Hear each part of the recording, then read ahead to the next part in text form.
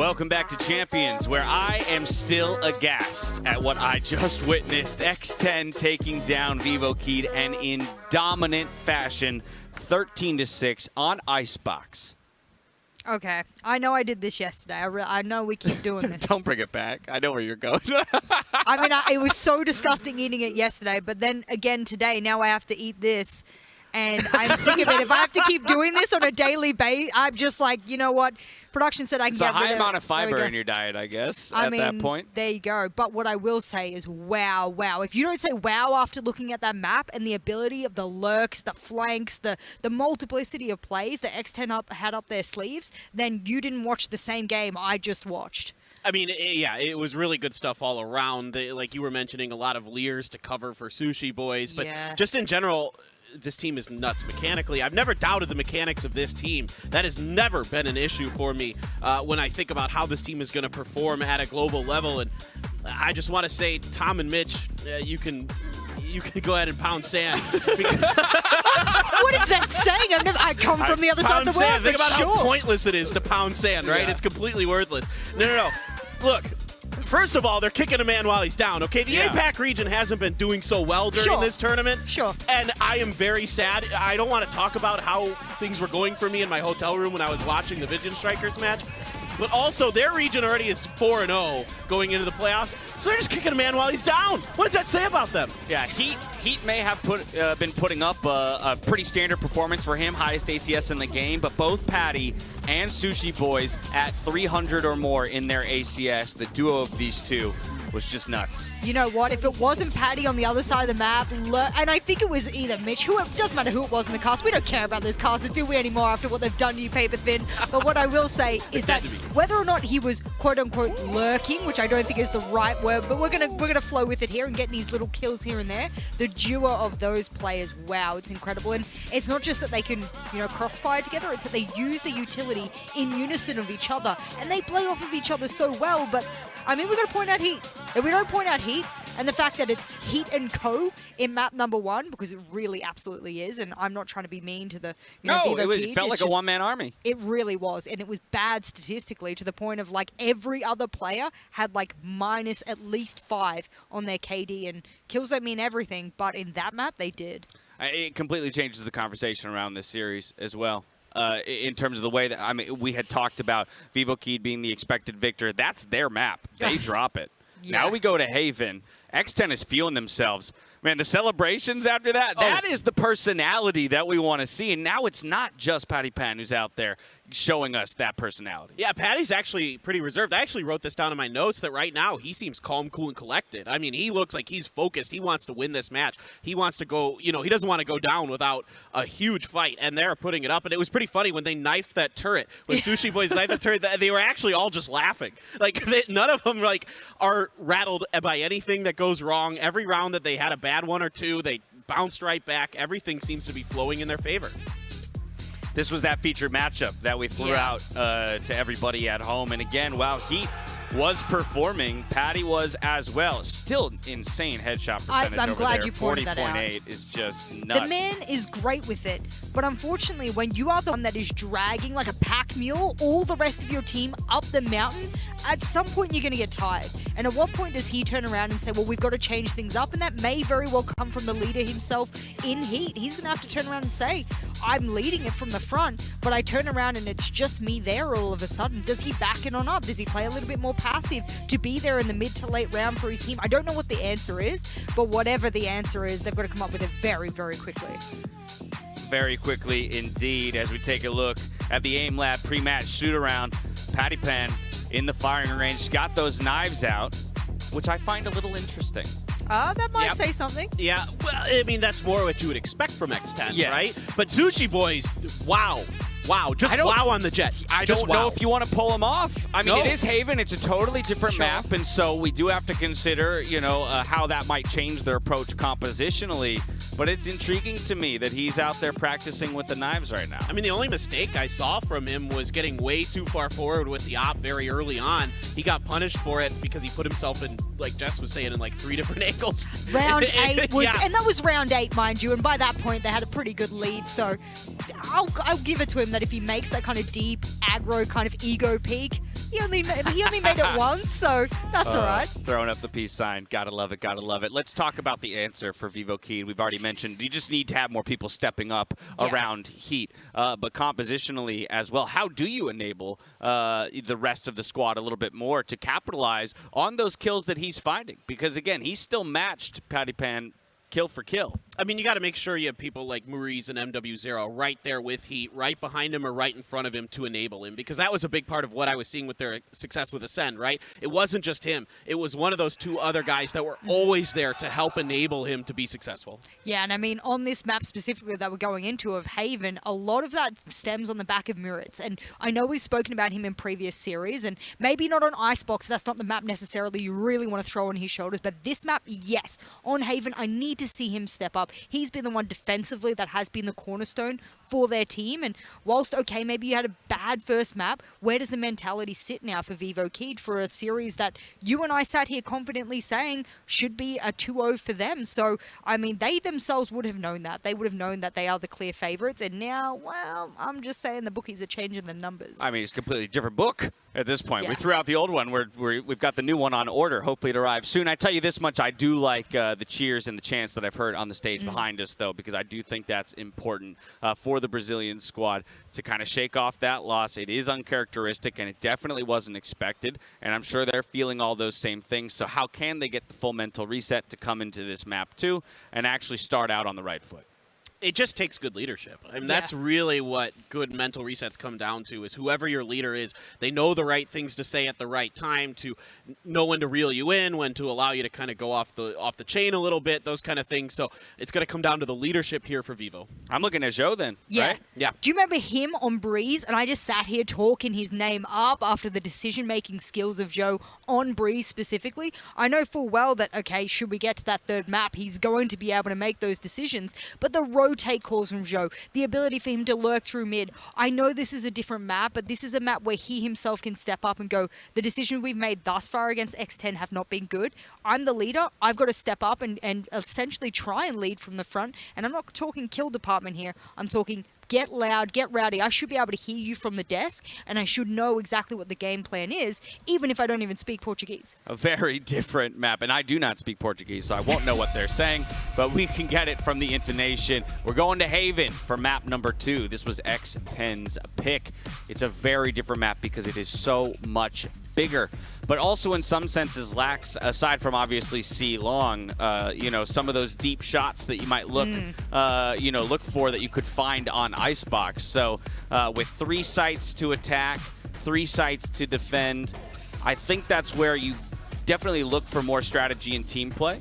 Yeah, absolutely. I mean, you have to be ready for the B hits. They don't come often, but you have to be ready for them because you can fumble them real fast if you're not in a position to delay and set up those crossfires, get the utility onto the plant site itself. So that's something I always look for on this map. But in general for Vivo here, I'm really looking on their attacker side to make sure that they're ready for this W key holding that X10 seems to be willing to do today. Well, they start out on the defensive side, so they're going to have to weather that storm from X10 first before they get to the attacking half. I mean, with what we've seen from X10, whether they're on attack or defense, they don't really care about what side they're on. They want to be on the other side of the map as quickly as possible. They want these lurks, they want these flanks, and they do it in numbers. So all Vivo Key needs to do is go, if that person's flanking, we expect more than one. So don't turn your back, number one, very fundamental here and working out how to, counter another team. And number 2, wherever they end up pushing with Paddy, don't assume the rest of the co is there. Just assume that there might be a rotation as well. So it's a lot to think about for Vivo Key. I mean, that's interesting. It makes sense. Okay, you start on the defensive side. Obviously, the attackers have to push into us. Okay, so we know what to expect. But how much it warps your attacking half when all of a sudden a team starts coming at you like they're the ones on offense. Right. And in some senses, I think that's where we saw Vivo feel more off kilter in the first map when they were on offense and yet getting pushed. Yeah, I like to see this stuff from X10 because in the APAC region in particular, it's a very attackers-heavy region, so why not just flip the script? Why not turn your defender side into the attacker side? Okay, I'm loving the breach pick here. I mean, this is the one that's going to jump out to me here for Vivo Key, is that Muritz on Haven specifically. I mean, I've seen him play Phoenix. I've seen him play Sky. and now I'm going to see him play Breach. Very interesting. It does match Breach for Breach, and the major difference here being a Sova for MW0, and then, of course, Foxy on that Sky. So lots of flashing utility here for the side of X10. Again, to me, when we talk about go quick, and you've got that many ways to get onto the site and open up that space for Patty, who, by the way, is on that jet after watching him warm up with the knives.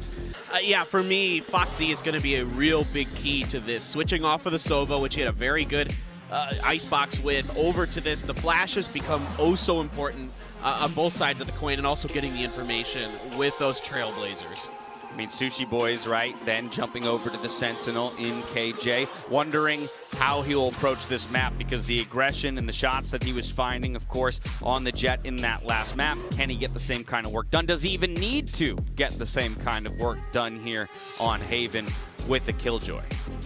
I have seen Sushi play KO, Astra, Jet, Killjoy. I mean, the man doesn't really care what agent he's on this map, as long as he can do whatever is necessary with that agent. So for me, I'm not too worried about him on any of the agents particularly, but what I will say is that this kind of flexibility of the team of X10, now that they've quietened down how many agents they throw around, clearly they've worked out which role and which agents per map work for each players. I want to see that kick in a little bit stronger for them. I don't want them to keep, and I don't think it's cheesy plays by any means, but I don't want to see them repeating this 4 or 3-man kind of flank on their defensive side or even on attacking side consistently, and then get read by Vivo Keed after they know that the jig is up. Yeah, you're hitting exactly my point. I'm a little worried about Sushi here with how successful that last map was, how much confidence he probably has, and as the Sentinel, usually early round you're pretty defensive. You're trying to feel the other team out, trying to get a sense of which side they really want to hit, because usually it's C or A, more often these days A than not.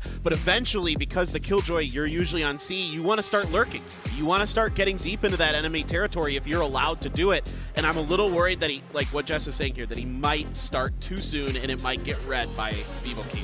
It is very much a composition of comfort, just kind of taking a look, because we had talked about how difficult it is to pin down this X10 team just because of some of the funkiness that they've come to the table with in recent months. But I see 7 plays in somewhat recent history with this exact agent composition, so a return to comfort in a sense for X10 here on Haven.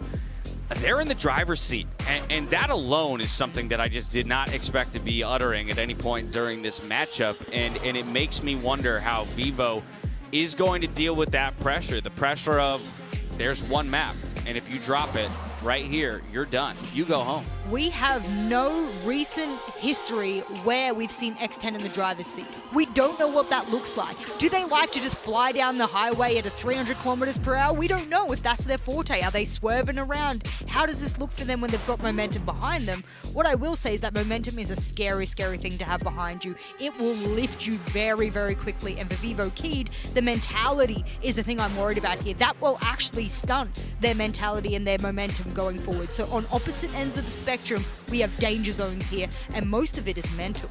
Yeah, I mean, when you've got, you know, like I think Sean said the other day, you've got lead boots on and you're just driving that car, you're just going full force, but what happens when you run into that lake and you've got you got lead shoes on, you're not getting out of it. So you got to be real careful here if you are X10. I don't want to see them necessarily 100% dial back the aggression, but take it a little bit easy at the beginning and kind of wait for it. All right, there you have it. Some thoughts from us ahead of this all-important second map. It's Haven, and we've got Mitch and Tom on the call.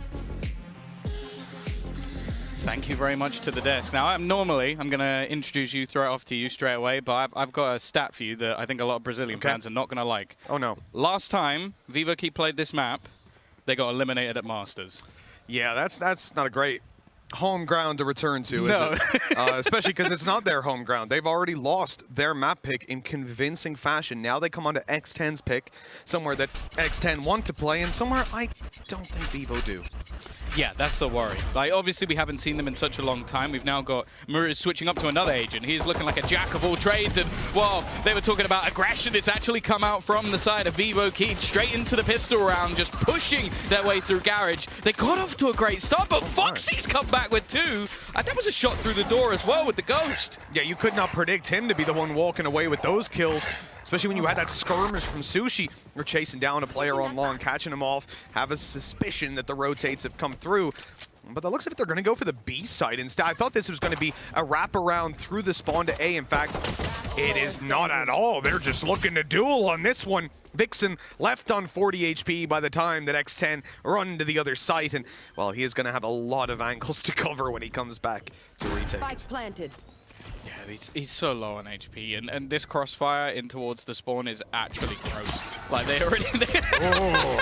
He gets hunted down by the alarm bot who's trying to join in on the action. But yeah, big pistol from Foxy. 3 kills. It was looking really good for Vivo Keyed as well with their aggressive push coming through. So that is not the start that they would be looking for. And as said, like, we have a few sort of little changes coming in for the side of Vivo Keyed. On the other side, I believe we have actually seen this comp play before by X10. I'm glad that this is the one they go for and not some of the weird stuff we saw in some of those other tournaments that they were having a little bit of fun in. But as said, I think from the team that we've seen over the last few months having a bit of fun and the team that we're seeing now, 2 completely different beasts. I feel like they have actually almost baited a lot of people into thinking that they're a lot worse than they actually are. No, I think that was definitely the case for me coming into the tournament. Again, one of the pleasant surprises looking at X10's play, certainly in the previous map. This now brings them to 3 out of 3 pistols in their favor.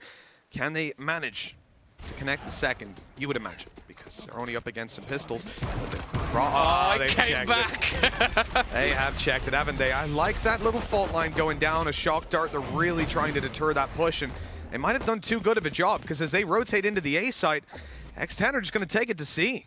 Yeah, they're booking it. They're using the jet alone of Paddy Pan just to try and maybe sell this as a fake instead, though. He might actually just end up behind them. Now, they've heard the flashes. I think they've already used their grab well, so I don't think they're going to be able to slow them down coming into the site. So it's just going to end up blooming as a smoke. And actually avoids the flash. Sushi Boy just hiding within. They're going to try and make this one costly. That's the only goal, but okay. 4K coming out of Sushi Boys. It's still a couple of kills back on the other side, but this gets him relatively close to a lockdown.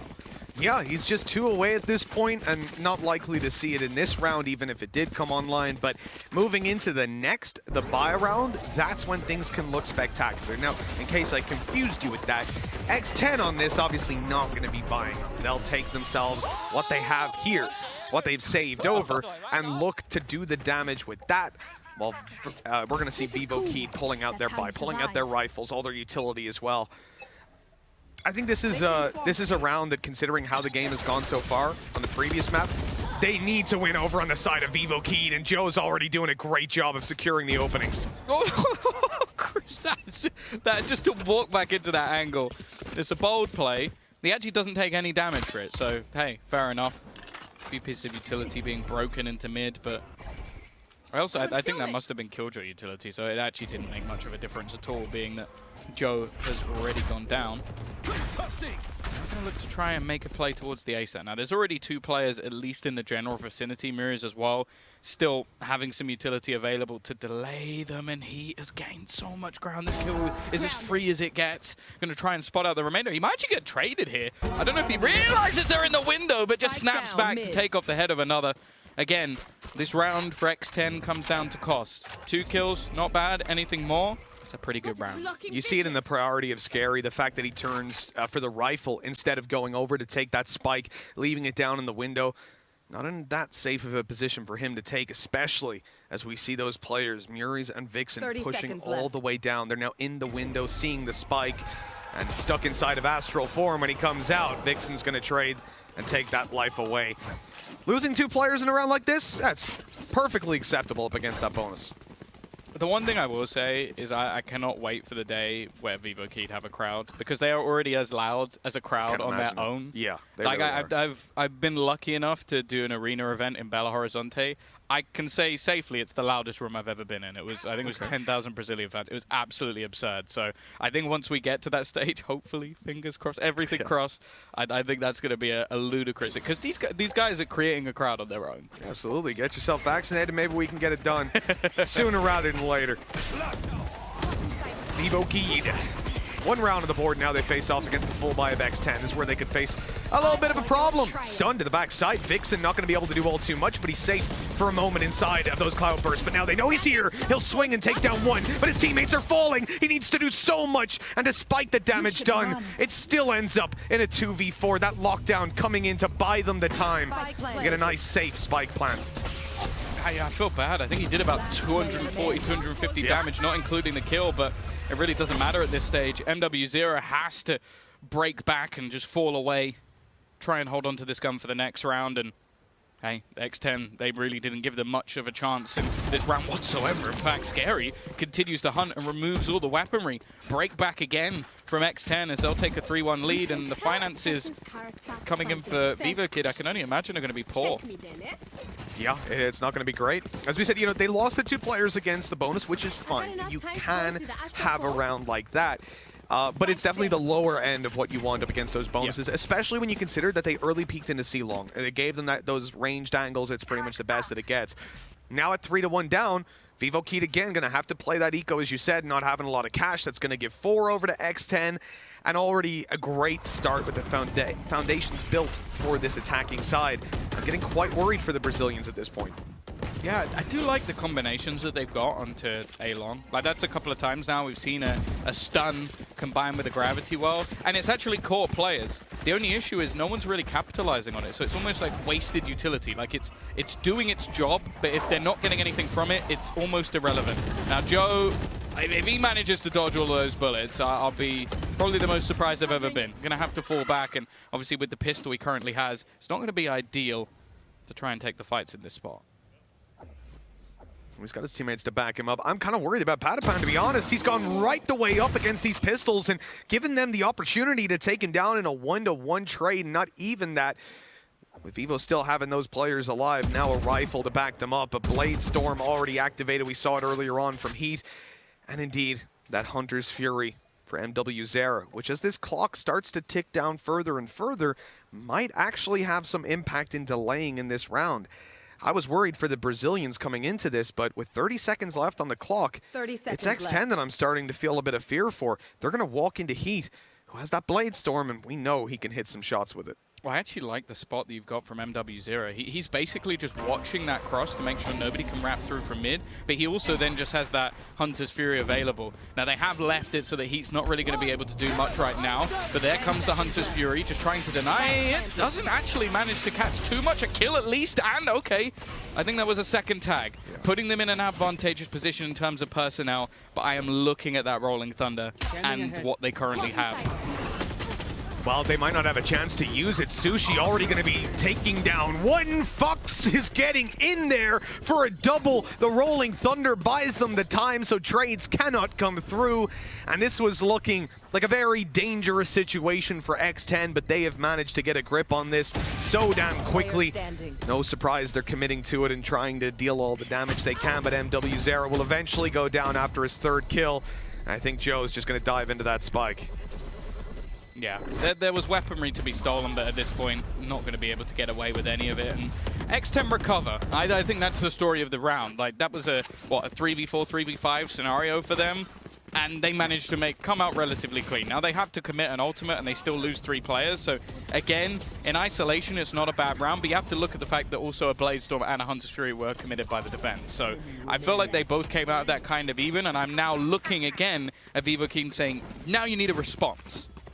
Yeah, I think that's going to be one of the problems for them, right? If they lose this round, your mentality is just tanking. In fact, coming in, no pause here, not terribly surprised. They haven't had a lot of opportunity to show us those buy rounds. But if they lose this one, I think immediately there's going to be a pause as they attempt to salvage the mental game and then move on to the actual game. Honestly, Heat with this operator, not in a position you'll typically see from an operator. Look at where he is, on a short, now pushing up after they spotted a couple of players. Heat is hungry to take a couple of kills. Flash does spot him at least. Are X10 gonna peek into it? It looks like they are. They're thinking about it, spamming the corner. They won't give them the opportunity, and I think this Trailblazer is going to get them all the info they need. There you go. Yeah, okay. Decided not to peek that one anymore. Now, the rest of the team have not been static. they've been getting ready to make a push into this site, and they have a little corner where they can actually plant on just on the edge, but walking through it, it had its risks. Muriz goes down in a trade, and as they walk through again, it's just back into a 3v3 scenario. Neither team taking the advantage, and in fact, they've switched their move into a take towards C. They've still got so many important players alive. That breach in particular with the flashes. Foxy's also having one as well, and that's the aftershock to clear him out. You're seeing it, all that utility in the late round, and then Fox just comes in and starts shredding everybody. Trailblazers, insult to injury for Heat. The turret tagging him up on the way out. Only 27 health remains, and it doesn't look like Heat's going to get a lot done. He needs to connect a shot here and now, or he'll start to think about saving with that 20 health. Oh, 21. That turret almost took him. Yeah, I think not destroying the turret, but also just all the utility that was committed by X10. And I have to say, Foxy's got off to a wild start in this match. Like, so much impact on the entries. I also like the fact that we're seeing teams do that more than more, where they go for an initial B take using that Cosmic Divide. When it doesn't work, they're able to just run out. And because you can't hear any of the footsteps, a lot of the time you don't realize how far they've actually got. So for Joe, he was just screwed there, especially with the utility they still have remaining. Yeah, it's going to be one of the issues. You know, as I said, Vivo Keed losing out this round. I expect a pause to come in. I expect them to try and gather their thoughts. Yes, they'll be coming into an eco, but it seems in Valorant, at least, that's the way we handle it, right? Pause into an eco and then discuss your buy around during that. We'll see if they decide to go for one.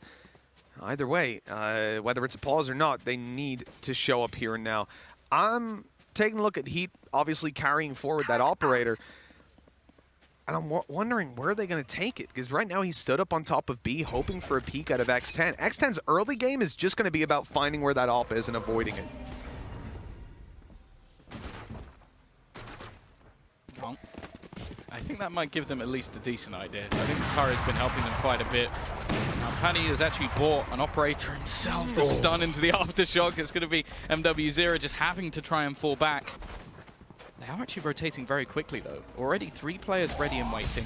Now you've got the Nebula to block them out. Peek through from Heat, but he dashes into their positions, and he's just dashed over. What is that from Paddyman? Just taking those risks, but pulling it off. He actually survives that battle as well without taking too much damage. The man is mental, but very enjoyable to watch. Yeah, I'll give you that. You do not expect the shorty to be coming up over that box. It's a very difficult one to clear out. The op used as a shotgun in the end for Paddy. As they put 6-1 on the board, X10 have been dominant all series long, and this is where it starts to become less about the map, less about round to round, and more about the teams, about X10 maybe just being a better team, being a more dominant team. Vivo Keyed, I said I expected a timeout coming into the previous round. I'm not mad that we didn't get it, because this is where they needed it. Yeah. The buy round was what they needed to discuss, whether it was before or now.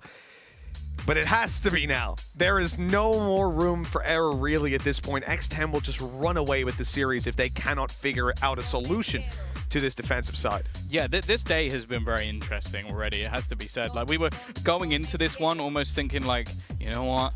That Ascend versus Vivo Keyed rematch, that's going to be one to remember. And it doesn't even look like it's going to happen. Well, it's definitely not going to happen, even if Vivo Keyed managed to bring this back, because Ascend have already managed to make their way through into the playoffs, and now we're sat there looking at potentially X10 looking for revenge versus Envy. So it really is now somewhere you need to dig deep. And you are looking at 2 very different teams at the moment. Cruz having a lot of fun, having a lot off with his team. Coach almost just seems to be hyping them up a little bit. And on the Vivo Keyed side, it's a much more serious affair. For a team that's been so loud, so confident all the way through this matchup, it would be a shame if this is where they became shaky. You know, after they discussed the tactics, I feel like any remaining seconds on that timeout's almost a negative thing from Vivo. You got to keep someone talking, because if you sit there, you allow yourself to kind of wallow and really think about it. I can only imagine how the mentality of these players goes. The reality is that first series they played here could have been theirs in the bag. Using a bug exploit, it is what it is. That has now put them in this position. And I think that's going to be running through their minds over the last couple of days, certainly running through their minds here as they think about, you know, we are facing elimination. It's a very real possibility, and it's our fault almost. Like, it's got to suck. It's very hard to recover from this point at the mental game. Let's see if they can come in with something in this round here. Well, the response already seems to be aggressive. Heat looking to try and take this one into his own hands. He's got deep into middle. Now, they might not be expecting this. The timing, though, is not great. And again, Foxy is going to open things up for his team. He's currently 12-2 in the server. An absurd performance in the most important time. And I'm not surprised that Murray's decided, you know what? I don't think I fancy peeking that one again. Yeah, he got his info and he's out. That's all he needed. Bailing towards the B side, actually. I guess not seeing that much aggression coming through on A. They're going to drone it out to grab the information. At least 2, possibly 3 spotted on those spams. And that should probably be dragging Murray's back over towards this side of the map just because they're on that 4v5 already. You really can't afford to leave your player alone on A. The thing I'm thinking, though, is they almost have the perfect ultimates for a retake. That you're looking at a Rolling Thunder and a Lockdown available for the defense. Yeah. I'm almost surprised that they're committing so aggressively in towards this A site because they have everything they need for this. The stun, he's just screwed. That was absolutely perfect from Cruz, and now Muriz has to go ham. He gets nothing done. It's left to the remaining 2, and no doubt they're just going to save this one. Lockdown not worth it anymore, and they just need to keep the ultimates. This is being incredibly well played by X10. They are playing very well as a team. As said, going into the match, even versus Envy, they had those few little gimmicky plays, the setups for each other, the team play, that synergy that we wanted for this team. It hasn't just been the Paddy Pan show. In fact, in this map, it's been anything but. This really is a new era of Valorant, and it's something that as I look at all of these teams that previously I would write off up against some of the best, whether it be EMEA, NA, even throw a Vision Strikers in there, there were clearly defined tiers when it came to all of the previous international events of where each region sat. Right now, it is very much up for debate. I mean, look, EMEA's on top. That's goes without saying. But when it comes to that, you know, NA, they could be on the bottom by the time. Oh, no. I don't believe it. Again. He just gets stunned in the back corner. They are just playing off of the utility of Cruz at the majority of this round. He's not done much in terms of statistics, but he's just made all of these fights so easy for his teammates. 14-2. For Foxy at the moment. I feel like we struggled through, you know, those early days of Valorant where there was a lot of sloppy play, there was a lot of mistakes, not very fun to watch. And now we're at a point where even teams in these initial elimination matches look incredible. I am genuinely a fan of this X10 team purely off this play. Never expected to be a fan of Crew, but there we go. They've improved a millionfold on what we'd seen before, and it's only going to get better, Tom, as time goes on. Let's hope it gets better for Vivo Keyed right here and now, though, because it is 7-1 down. This is not a scoreline that they'll be happy with for many reasons. And as we come into this round right here, they haven't exactly got a strong buy. So once again, you're probably looking at an 8th round for X10. I do not condone that message for anybody. Well, because they're 6 rounds down. Sorry, what was that? No, sorry, we're moving swiftly on. It is because it's defensive side. It is just another reason. Going to be some weaker weapons, but we've seen them bring these sort of rounds back before. Now, this would be the time for a hero play from Heat or someone to just get the team pumped up once again. The fact is, though, X10, they've been methodical. In a lot of these rounds, they've made all of these fights so awkward. There hasn't been a clean opportunity for Heat to really do anything because they're constantly forcing him off angles with all of this utility. They've got so many flashes that they can just throw through and make it so there's nothing to really fight. In fact, it seems like they've gambled this wrong. Is he currently selling a fake with an operator? No, they're actually going to push back to join him. This is so risky from Paddy Pan. He's gone in alone with a Blade Storm and an operator. The rest of the team have just gone, but you know what, I'm not following this. Well, it is almost just giving some free weaponry. I don't think it's going to really affect the round in general because they are going to get an afterplant on A and a retake with 2 low players, one of them holding a rifle and then an op. It is just unlikely. They're actually still aggressing. Why is this round from X10? Yeah, I shouldn't have said anything. That's my bad. I think that this is just overconfidence. That's all it is. They feel like they are by far the better team. They're going for this. It doesn't matter though. Look at that. You're gonna. Sorry, got the turret got double! It's got 2 kills. We've got to put Timmy on the board. The turret's just clutching this one out for X10. Oh dear. Vivo Key finally looked like they had an opportunity. Can I got the same amount of kills as Muri's? And Cruz. Timmy the turret is currently not the bottom fragger. Less deaths as well. That's the best part. KD of the turret is better than 2 players on the server. That's how they were very low. They were very low. They were very low. I just love that Vixen died to it, and Joe was like, yo, I'm coming. I'm going to take that turret down. I got this. I'll trade you, bro. I'll trade you. With low HP. He's like, I'm going in. He's reloading. He's reloading. Like, I don't know what that was, but ludicrous round. My God. Yeah, no, I think, honestly, my point still stands about X10. I think they were just going super aggressive because they are dominating, man. Like, when I was speaking the other day to Dubstep, I said, you know, how do you keep yourself in it? And he was saying, you know, we play the game until it's over, right? You're focused in 100% of the time because you'd rather beat them 13-2 than 13-3. I don't think X10 have the same mentality. I think they've just went, hey, let's style on them. Let's send Padapan in to just wreck them and see if we can get some highlights out of them. Yeah, I wouldn't recommend it. I wouldn't want to give anything back to Vivo Keed, but hey, they still managed to win the round. They did have to use an ult or 2 to do it, and that Rolling Thunder has still been there for a very long time. I'm waiting for it to be used. I'm more so waiting for Vivo Keed to set up in a way that actually utilizes it, because that's the problem. Like, you can't. I don't want to see you just throw in an ult willy-nilly. I want to see you actually have a plan around it. But for now, that hasn't really been the case. They look like they're getting outplayed. Now, they've got some good positioning in this round. Heat is waiting back. 30 seconds left for the push to come in, and the flash isn't really going to catch anybody other than their own team. Vixen has found a kill on the other side of the map, and this is where Heat can finally show up. 2 kills, make that a 3rd. Looking to try and bring his team back from the depths. Now, he will go down to Scary, but he's done more than enough. They know exactly where this last player is, and there's no time for this round to go in the other direction. It will be a second. It just depends how costly it's going to be. I swear I just heard the Rolling Thunder voice line as well. I'm curious to see if it disappears coming into the next round. It dealt with Scary. The round was theirs anyways, and Vivo Keed excited about a second round. Wouldn't you be? Doubling up on those numbers. I just want to see... Oh, the Rolling Thunder on the attack side. I want to see if that's still alive, because watch this. Off your right. He started it, but was it too early? Was it like 0.1 of a second away from actually... Does he have to say feet, is what you're asking? Maybe off your, like at the end of the Orin. I don't know. Where is the line? Because he still had it on the UI. And he still does. Yeah. Okay. So you have to say feet. Feet, yes. Otherwise, it doesn't count. Just for anybody wondering at home, you need to mention feet, otherwise your Rolling Thunder won't work. We've learned a lot about Breach today. Well, I guess that's a little bit of luck. Now for Heat, not feet, that's Heat.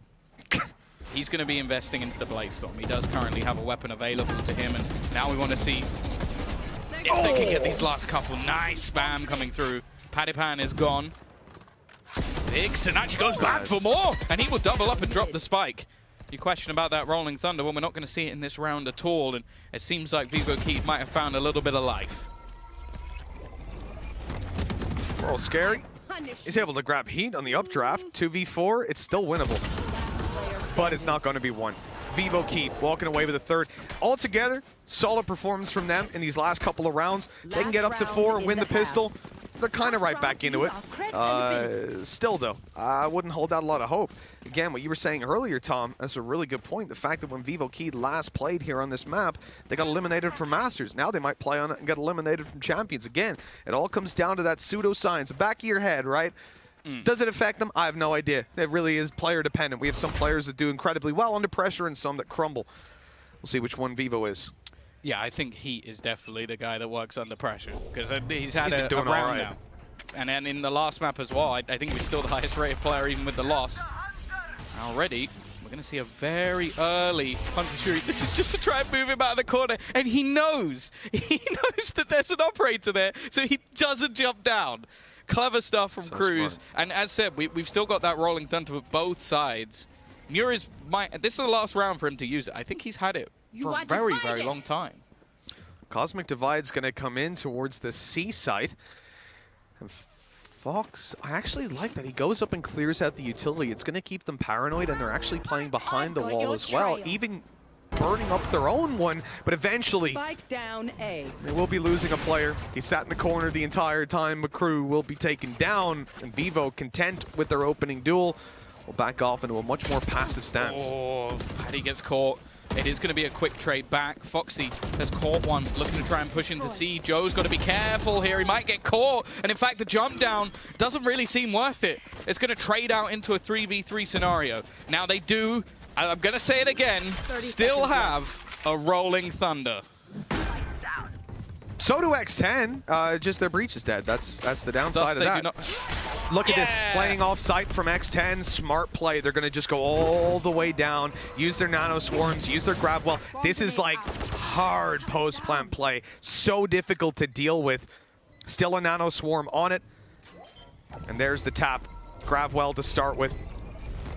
Sorry, the nano swarms actually aren't on it anymore. Never mind that. That's going to be a little bit difficult then, because they've now got to deny it with just the rifles, and all the bases are covered for Vivo Keed. Still, the spike diffuser gets killed. It was already halfway. Time sensitive, but X10 walk away with the victory. 9-3 at the half. This seems like a death sentence for Vivo Keed. Yeah, they've got layers on layers of these wraparounds, these afterplants. They've had so many impactful entry frags. Foxy's currently 17-6, by the way, so I want to see him playing that Sky more and more. And I am very worried now for Vivo Keed. They have to have one hell of a half. And you got to look at it from this perspective. Cruz really not had a good half. He still has the same amount of kills as the turret in that first half. Comes out with 2. That's a little bit poor. Didn't get to use his Rolling Thunder either for like 5-6 rounds. And he used it in the last round, right? Cruz didn't, no. Oh, not Cruz. No, yeah, I was more worried about Muri's, I'll be honest. Yeah, Cruz had it for like 5 rounds, never got to use it. Like, his impact in that half was negligible. They still won 9-3. Well, we're going to be kicking it off to the desk. I want to know if they have any hope here for Vivo Keed. Is there still any believers, desk? If there is any hope, we're running thin on it right now for Vivo Keed. 9-3 half out of X10. They show rather no signs of slowing down. No, they look nuts. I mean, they're just all over the place. They're making great calls. A lot of good rotations are coming through. A few bad ones, but for the most part, pretty solid stuff here from them. I want to point out the fact that you just point out that some pretty bad calls have come out from X10. I want to point out round 9. That was a bad round from X10. But did they win it? Heck yeah, they did. They don't let that bring them down, do they? I mean, they pass over an operator. I think they passed over a rifle as well. Yep. And then they went over to the other side, planted, and well, things were looking dicey when the lockdowns were thrown. But that didn't even matter because the turret double kill did the job for them in the end. My God. Rounds are being clutched from the depths of nowhere here by X10. They look good. Don't disrespect Timmy the Turret, all right? Hey, double put kill some for him. respect on his name. I'm a Killjoy guy. I'm all about Timmy the Turret. I'm all about Killjoy as well, and Timmy the Turret. So comes up big, but it's a good point, right? Is that it's not necessarily that X10 is playing the cleanest Valorant we've ever seen, and you would have looked to Vivo Keed to take advantage of those few very unclean rounds to make this a closer scoreline. Reality is, we're sitting 9-3, and while Heat continues to perform in certain moments, take a look at this other side and look at these scorelines. Foxy and Sushi. Sushi had that 4K to open things up. That was huge when it comes to momentum. Foxy on the Sky. Again, it's not necessarily only Patty today. No, and Patty's just taken a back seat. He's kind of benched himself for this particular map because he did big things on map number 1. They've come into this map and Patty says, don't worry, Fox. I know you got the Sky. Speaking of Sky, my sister-in-law, I'll call her, and, just hearing her voice lines all throughout that round, popping off in multitudes and multi-kills that Fox was able to pull out is what pulled them over the rounds many, many a times. I mean, really just all-around good utility usage here, and Fox in particular was able to play off of his own flashes, get some good information there. He puts a flash out in the mid before he killed Heat, and that at least makes things a little bit weird for Heat because that flash can come from much longer than where it started. So it's hard to tell for sure where that Sky is at, and Fox is just able to get the better of him, and that's just kind of the whole mental aspect right now. It seems like Vivo Keed is behind in that aspect. X10 looks near unstoppable in this matchup at the moment, but if Vivo Keed wants to keep themselves alive here at Champions, they're going to have to get it done in the second half of Haven. Mitch and Tom, we're back to you. Well, it seems like this is the last chance for Vivo Keed. They are as down as they could be. If they pull off this comeback, I'm sure their fans around the world are going to be going crazy for days to come, but it is a long road back for the Brazilians here. Yeah, definitely not going to be ideal for them. Trying to make this work, the pistol round will definitely help out, but can they find it? So far, X10 have won every single pistol, 3 out of 3. Joe watching the flank, but he's lit down to 14, trying to run for his life. The jump peek not going to get him much, and Patapan will take him down. Now the flank is open. And X10 are looking to take it towards this A site. Crunch in on the attackers. Ooh, but Vivo Key have some ideas of their own. This is interesting. I don't know if I've ever seen anybody attempt this at a pistol. They've tried to fight back out. They've now almost got trapped in the spawn.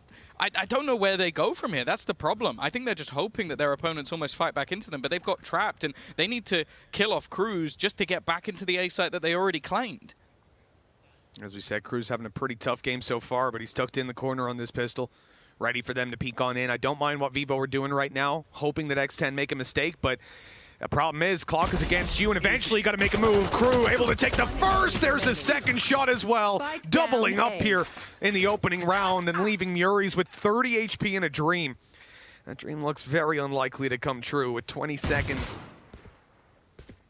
Yeah, it's done. There's no way he picks up the spike, gets back. It's just not possible. That's the round shut down. And you know what's beautiful? It was Scary who hit him twice through a box. He rotated all the way around the other side of the map and finished him off. Beautiful stuff. 10-3 for X10, and at this point, feels like it's almost GG. Yeah, I'm so confused. Like, I don't understand what they were attempting to do by fighting into the spawn of their opponent. Like, it just seemed like a rash decision because their opponent had done something aggressive. They're like, okay, now we'll do something aggressive. It's like, it just didn't make any sense. So I would like to know what the initial plan actually was there, but it's gone very badly wrong no matter what. And now they are left in an almost turmoil position. They're not going to force into this one, which I definitely respect. Rely more heavily on your buy rounds, but it almost is one of those cursed scenarios of like, you're doomed if you do and you're doomed if you don't, because you're very likely going to give this over as an 11-3 scoreline. There's no winning in this situation, really. You've got to show up eventually. This round right here, it's tough.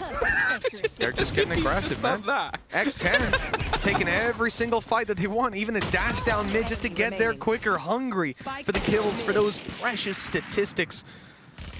And, well, Foxy's in a little bit of trouble if he does peek that. He's very low. Just leave him alone. Just, you know, just leave him alone. No. You don't need to peek this. Okay. Scary, thankfully, will, well, remove that scary situation, because I would not have liked to just continuously peek that man, but clearly they're a little bit more confident than I am. And, well, when you're 11-3 up, your players are popping, and you have been dominating this entire series, I can understand why. Yeah, there's not really much to be said for Vivo Key in this series, man. They look deflated, whether it comes to individual duels like we saw in Icebox. We're seeing it here as well. They're not matching up in the firepower department. Sure, a player like Heat, especially the previous map, can carry them through a couple of rounds, but with the exception of that, there is very little spark there for this team. They're deflated, they're down and out.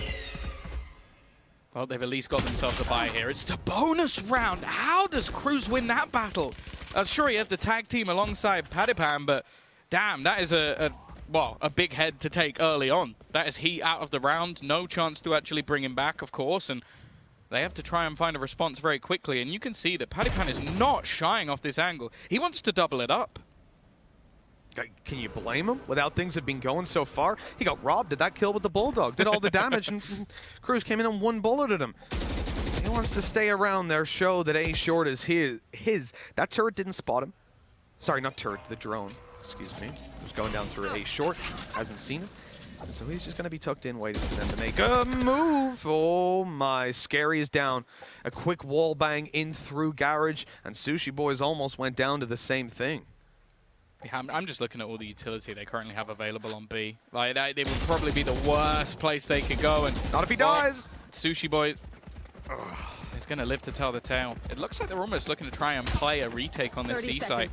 They have a couple of players in Garage, but they'd have to just try and take this fight on the cross. And you know what? Sushi Boys actually does relatively well. He was already tagged, so a trade out there is not going to be too bad. Cruz will be removed by Mures, putting this into an advantageous position, but there's a couple tagged, and you can already see this flank slowly coming in. Now, there is an alarm bot available.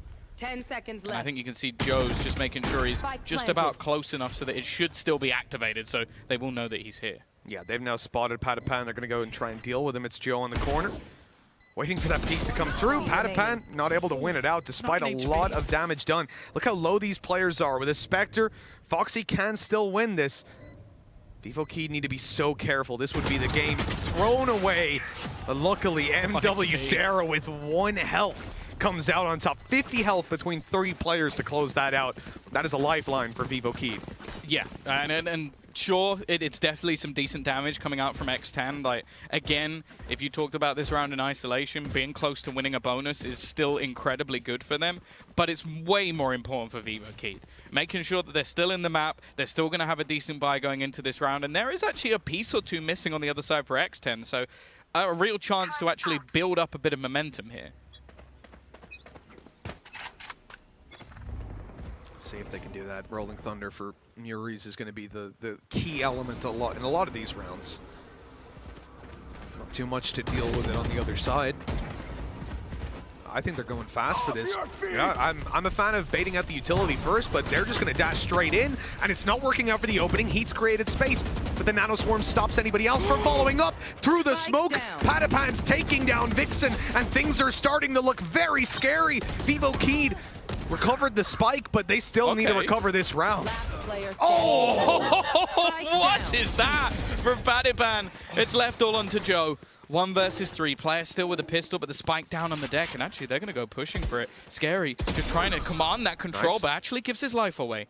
And that wasn't much of a trade even in HP, so Joe's still in a very good position here. Patapan, you can see how confident he is. He has a layered defense. They're playing that in almost a depth of crossfire. No chance for him to take down both players, and X10 have got themselves another round. Now I want to put into perspective there. Both players were completely stunned on the site.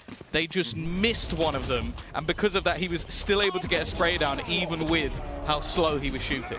Yeah, that's the Nano Swarm as well. This is exactly what I was saying about, I think Rolling Thunder is a very, well, at times it's not a very powerful ult, to be honest. If people can still one-tap with it, it's certainly usable, but it is powerful for getting in for these fast execs, for catching players off. The problem is if you go at the start of the round, you're going to run into utility, and the Nano Swarm is what ended it for them there. He went in to create the space, and no one could follow him up to cover because they would die on the way through, essentially.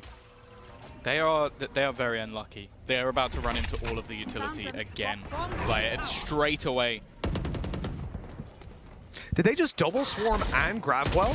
And that's a lot of utility commitment from X10, but they're just trying to delay time so the flank can come through. Muries does really well to take down Patapan, but Joe won't be able to get up to anything. This is looking dire for the side of Vivo Keed with a 2v4, a clutch needed, and then another 7 rounds just to hit OT.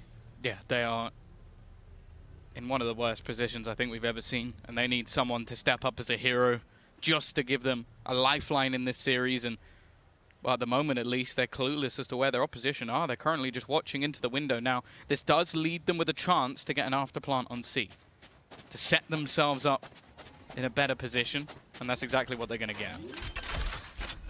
That they will. 30 seconds left. Vixen, the one to take that spike plant, now one away from the Cosmic Divide. Don't know how much impact that's going to have. But the smoke, on the other hand, they're walking inside that nebula looking to have a big play. Heat getting aggressive. The stun doesn't hit, but the flash does. Heat still comes out on top. Now to a 2v3. Little bit more winnable for Vivo Keed if they don't get caught off guard by the timing, and he still comes out on top.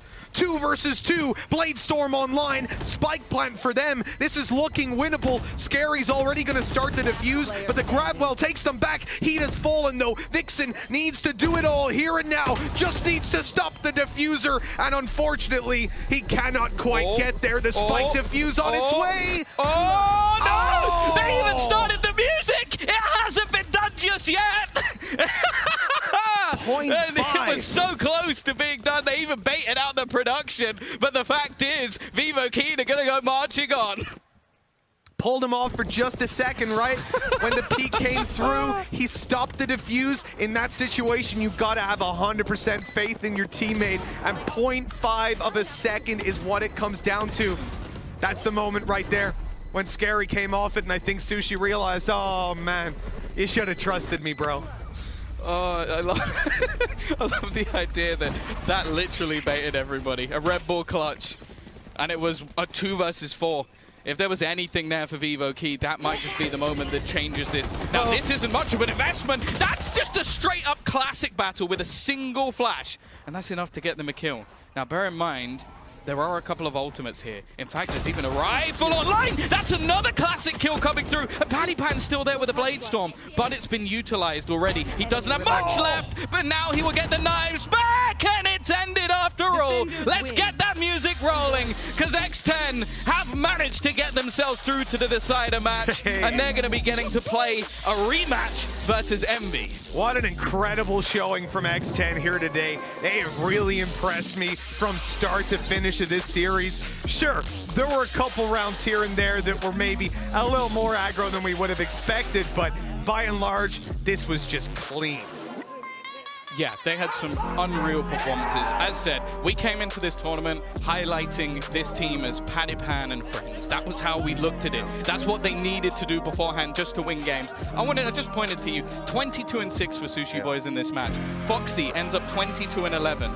They have had some standout performances today that I don't know if we've ever seen from this team, at least not on this scale. And unfortunately for the side of VivoKey, they met this squad at the worst time. I'm sure they came into this series after the performance versus Envy and maybe doubted this squad. I wouldn't really blame them for doing it. But the fact is, X10 are now a fearsome competitor. And I think even if you're Envy watching this, you're going to go, okay, we're going to need to play our best if we're going to just defeat this team. It's never pleasant to see those players when they lose. The passion that's there, you see how much it means to them. And I think it's got to be even worse, knowing the fact that they've been eliminated from international events twice on this map. It's always Haven, man. I think as well, it always seems to be opponents again that I feel like expectations are very high for VivoKey. Like the same at Masters when they came up against Crew, we were looking at that match as almost theirs to lose. Unfortunately, it seemed like they crumbled. And then here, well, I don't want to take anything away from X10, but I do feel like VivoKey have had better days. But as a positive, going into next year, they will have better days once again. And they have got some phenomenal players. Like, we're always going to shout out He. The man has been unreal. I think Mura's showing that he can play multiple different agents is something that, if they keep this exact roster going into the future, it's going to be incredible. Unfortunately, today was not their day, and they will be another team to fall in Champions. While we talk about Furia as a team for the future, we mentioned X10 and Crew and how these guys, they stick together and they improve. That's all you need to do. Maybe a message for VivoKey, you know, just put the time in. Yeah. I hate when teams just look at roster moves immediately after a loss. We see it far too often, and X10 now showing us that if you put the time in, you can put up those good performances on an international stage. You can really get over all those expectations that people have for you. Because I don't think a lot of players, a lot of viewers out there would have come in with the expectation that X10 would take this series today. Certainly not in 2-0 fashion. Yeah, I think as well, the point that you're making about like teams and sticking together, we've now seen the same thing from Fnatic as well. One of the teams like making it through. The Ascend guys, at least the core of them, have been together for quite a long time. Like, I think there really is something with like sticking these rosters together. Of course, you then go to Envy and you say, well, they brought in a superstar and it definitely revolutionized the team. So I think it's always going to be situational. It's always going to be a thing to look at. But I've enjoyed watching this VivoKey squad throughout the tournament so far, so you know what, I would love them to stick together. Yeah, absolutely. I mean, especially the game they had the other day, they looked fantastic there, which is why it just doesn't feel right to be eliminated like this.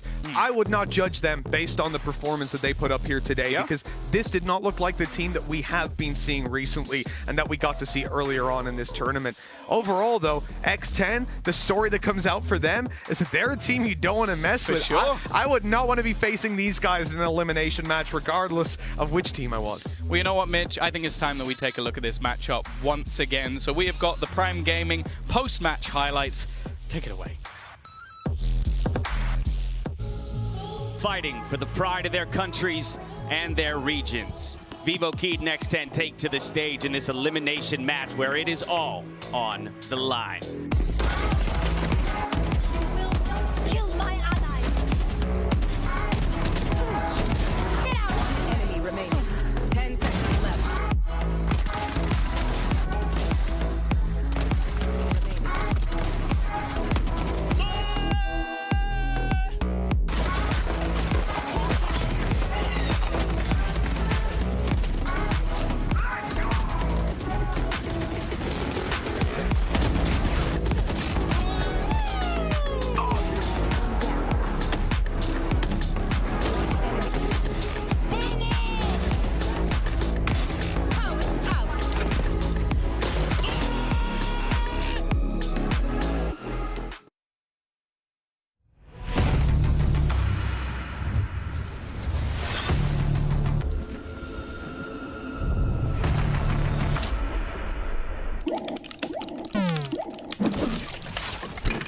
Red Bull gives you wings.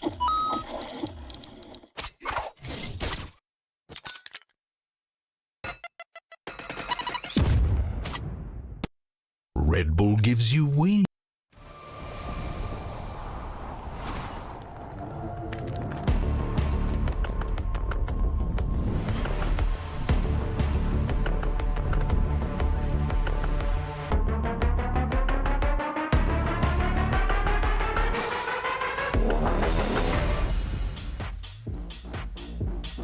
Welcome back to Champions, where X10 have shocked the world by taking down Vivo Keyed in 2-0 fashion. Dominance across both maps.